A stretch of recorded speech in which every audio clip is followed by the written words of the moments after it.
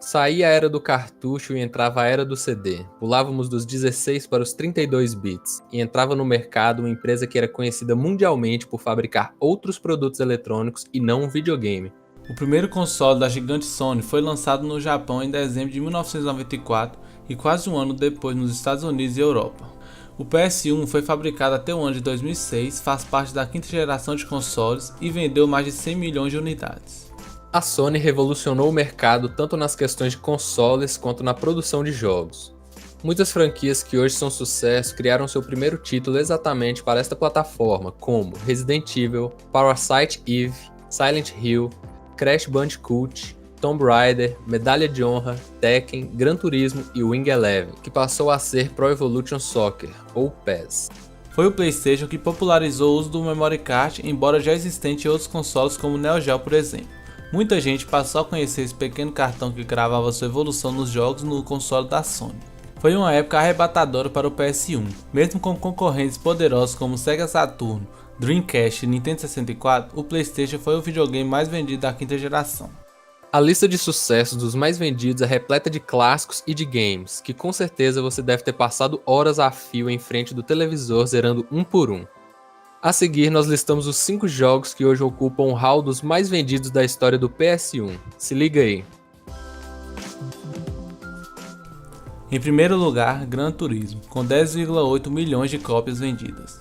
A maioria dos jogos para o PS1 eram novidades. Esse foi uma delas. O primeiro simulador de corridas foi um dos jogos mais cobiçados e jogados após a sua popularização, que ocorreu alguns anos depois de seu lançamento no Japão em 1997. Nele você tinha que treinar muito para tirar a carteira de motorista e assim poder pilotar os poçantes mais desejados do mundo.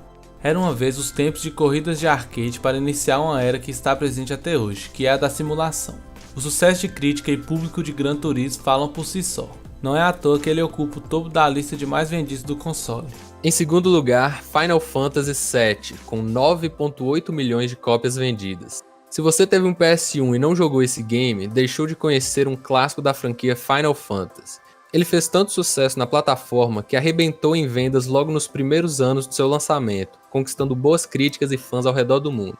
Ele introduziu os gráficos tridimensionais do mundo dos videogames, atingiu uma avaliação de 92 pontos no Metacritic e a marca se manteve até hoje.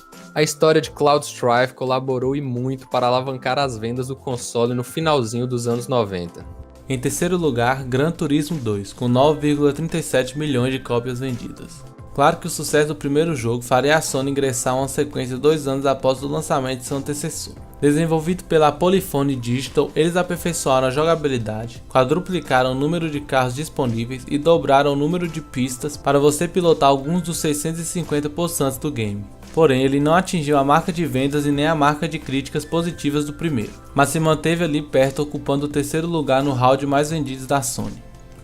Em quarto lugar, Final Fantasy VIII, com 8,1 milhões de cópias vendidas. Mais ou menos seguindo a mesma linha de Gran Turismo, a franquia Final Fantasy também emplacou outro jogo de sucesso para a plataforma.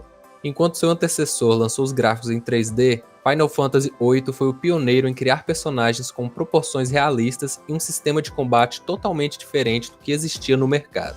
O game fazia tanto sucesso que até saiu um filme feito totalmente em CGI que teve um orçamento de 137 milhões de dólares. Além de tudo isso, Final Fantasy VIII obteve a marca de 90 pontos no Metacritic, 2 pontos a menos que seu antecessor. Em quinto lugar, Tomb Raider 2, com 8 milhões de cópias vendidas. Como essa é uma lista de apenas 5 posições, o primeiro título de Tomb Raider infelizmente não entrou. Apesar de também ter vendido muito bem, 7 milhões de cópias, 1 milhão a menos que Tomb Raider 2. Ele ficou atrás de Metal Gear Solid e ocupa a 7ª posição dos mais vendidos para o PS1. Porém, o segundo jogo de uma das franquias de aventura mais famosas do mundo dos games fez a comunidade passar horas a fios guiando a Lara Croft em cenários mais detalhados, em aventuras mais empolgantes e foi primordial para dar o status de musa dos games para Lara Croft. Além, claro, um filme estrelado por Angelina Jolie. E ainda falando de PlayStation, você sabe por qual motivo um dos maiores videogames da história tem controles com botões que utilizam formas geométricas ao invés de letras e números? Pois bem, nós descobrimos o motivo e contamos como tudo aconteceu. Teiju Goto foi um dos responsáveis pelo design do PlayStation e também esteve envolvido nos projetos do PS2 e PS3. Foi ele quem escolheu as formas geométricas dos botões e também as cores que cada um representa. O formato seguiu normalmente nos demais consoles da Sony por mais de 20 anos. Em uma entrevista dada à imprensa recentemente, Goto contou as razões das escolhas que tomou para o controle do PlayStation ser diferente dos demais. Os botões círculo e X foram escolhidos por Teio Goto por simbolizar as decisões. O círculo simboliza o sim e o X é usado para o não. No ocidente, essa ordem segue ao contrário, algo que foi questionado por outros membros da equipe, pois acharam que os botões desse jeito seriam um empecilho para os jogadores. Porém, Goto conseguiu convencer o restante da equipe que os símbolos nesse formato faziam sentido e que seriam facilmente reconhecidos pelos players. O resultado nós podemos ver ao longo da existência do console. Os jogadores assimilaram facilmente os formatos, tanto é que nesse modelo já está em sua 4ª geração. O quadrado representa um pedaço de papel, segundo Goto, foi para simbolizar os menus ou documentos. E o triângulo representa pontos de vista. Segundo Teio Goto, a escolha se deu para representar a cabeça de alguém ou uma direção. A Sony produziu 4 protótipos antes de chegar na versão final do PlayStation que conhecemos desde meados dos anos 90.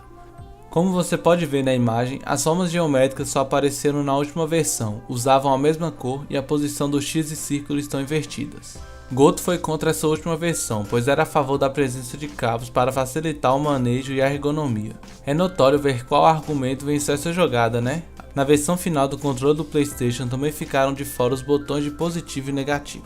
E você, já sabia que esses eram os motivos dos botões do PlayStation ser da forma em que conhecemos? Ou já jogou algum dos jogos mais vendidos do Play 1? Fala pra gente aí nos comentários, deixa seu like e não se esquece de se inscrever no canal, que isso ajuda demais o nosso trabalho. Até o próximo vídeo.